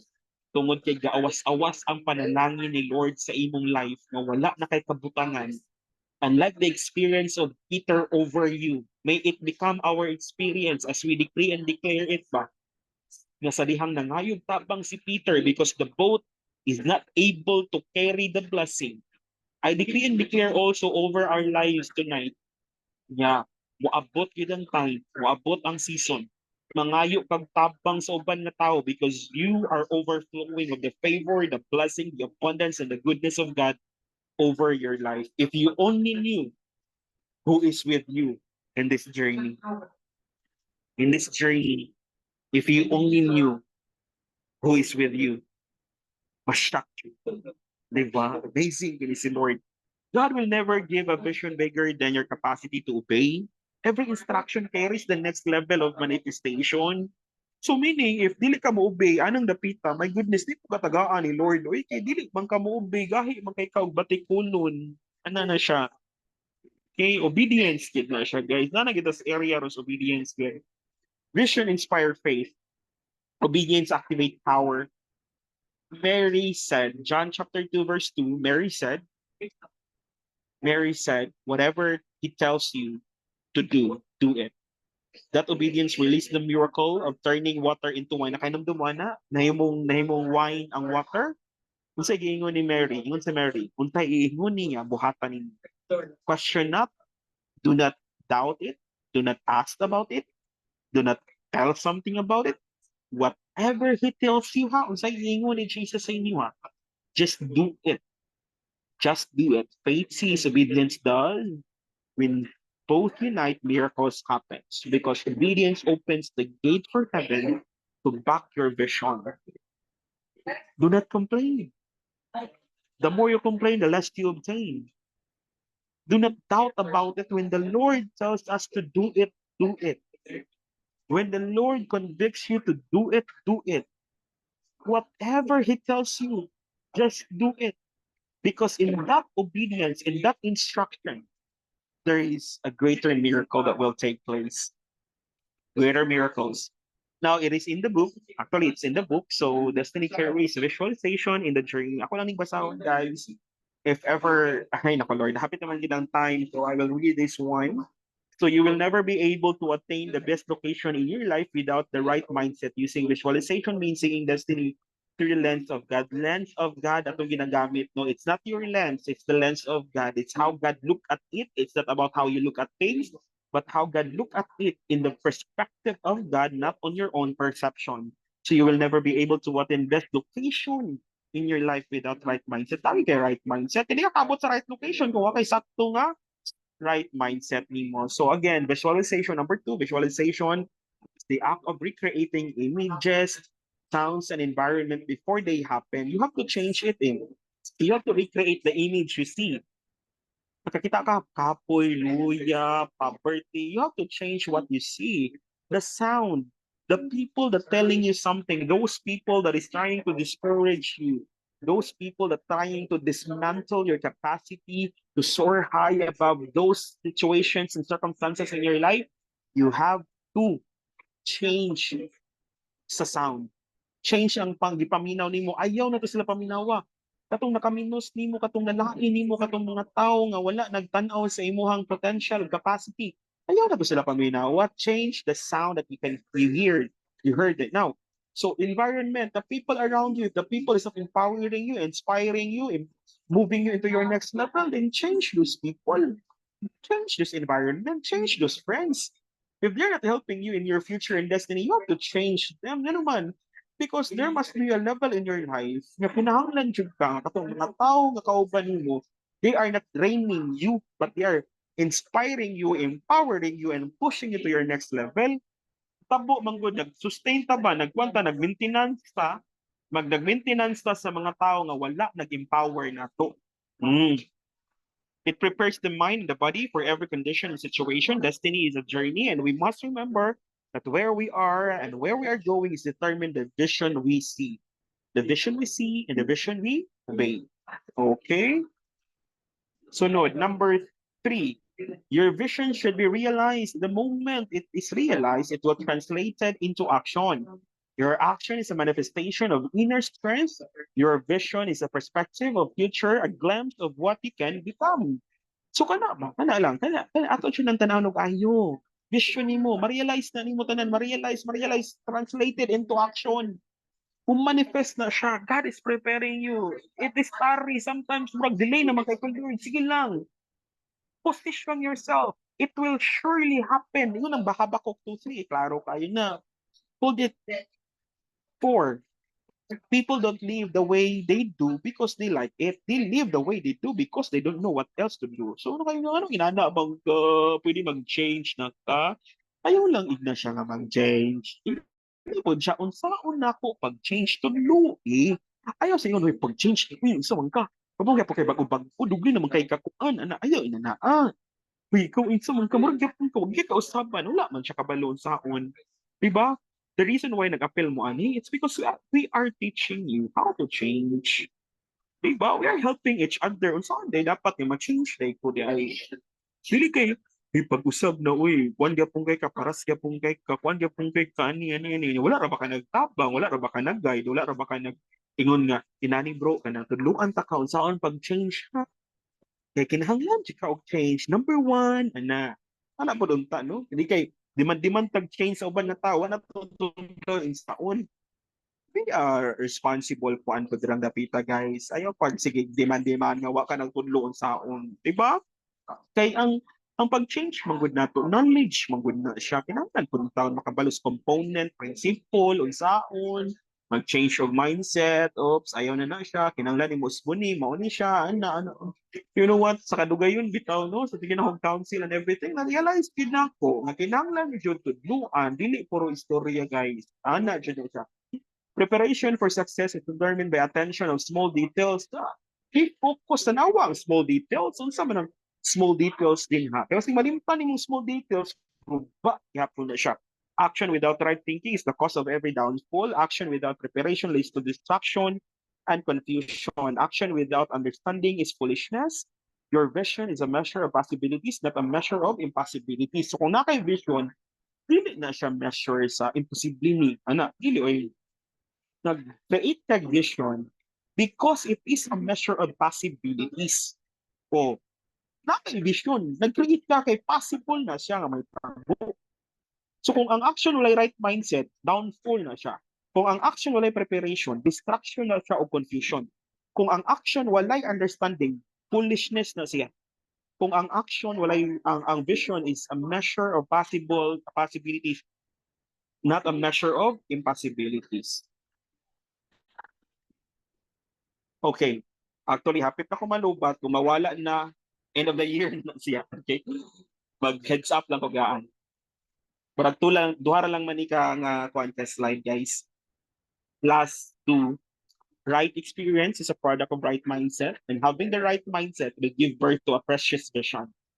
When you have a vision, you can understand the core of your why. The right why. The right why, and the wrong why. The right why will lead you to what, and your what will lead you to how, and your how will lead you to where, and your where will lead you to when, and when will cause you to achieve destiny. Ah, amazing. Thank you, Lord. When purpose is given by vision, your right mindset will always lead you to destiny.